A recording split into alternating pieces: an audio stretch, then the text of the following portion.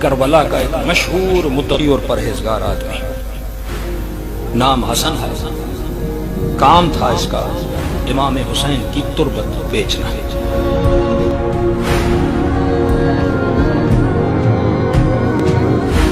تہجد پڑھنے والا، نماز با جماعت پڑھنے والا، زبان کا سچا، وعدے کا پکا، ساری صفات اس کے وجود کے اندر تھی۔ بڑی خدمت کرتے تھے، لوگوں کے ساتھ بہترین برتاؤ کرتے تھے۔ ایک دن امام حسین کے حرم کے صحن میں چیخ و پکار شروع ہو گئی۔ دوڑے دوڑے گئے، کیا ہوا؟ خاتون ہے جو چیخ رہی ہے، بھائی میری چوری ہو گئی، میری چوری ہو گئی۔ خاتون کیا ہوا؟ کہ یہ کیسا آپ حرم امام حسین کو سنبھال رہے ہیں؟ آپ کیسے؟ آپ کون ہیں؟ کہ میں خادموں کو سنبھالنے والا۔ کہ آپ کو ذرا برابر احساس نہیں، بندہ زیارت کے لیے آئے اور اس کا پرس چوری ہو گیا۔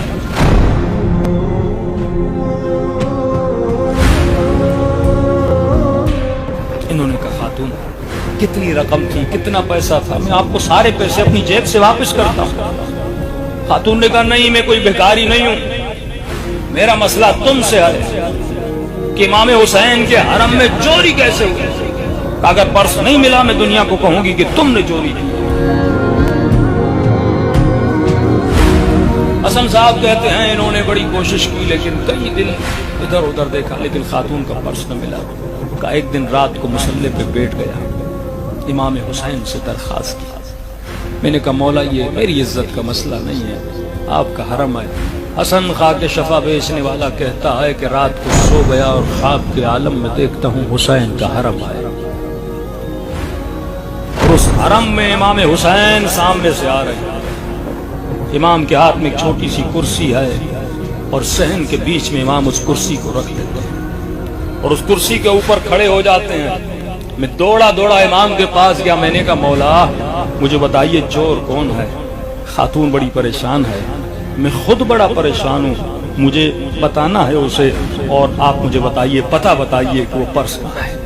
امام حسین نے مجھے دیکھا، دیکھنے کے بعد کرسی کے اوپر کھڑے ہو گئے اور کہا لوگوں آؤ میں تجھے بتاؤں سب سے بڑا چور کون ہے۔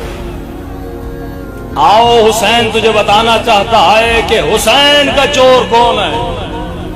کمی جمع ہو گئے، امام بتائیں گے۔ لوگ جمع ہو گئے، جم غفیر جمع ہوا۔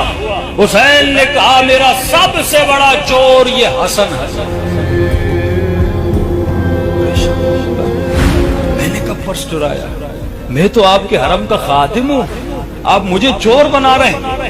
امام نے فرمایا اے حسن میری تربت بیچنے والے، مجھے یہ بتا جب میں کربلا میں آیا تھا میں نے اپنی زمین خود خریدی تھی،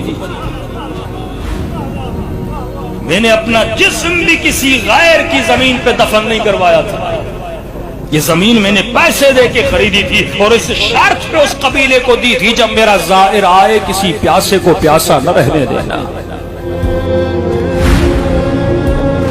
یہ بتا پوری زندگی تو میری مٹی کو بیچتا رہا، یہ بتا پوری زندگی تو میری مٹی کو بیچتا رہا۔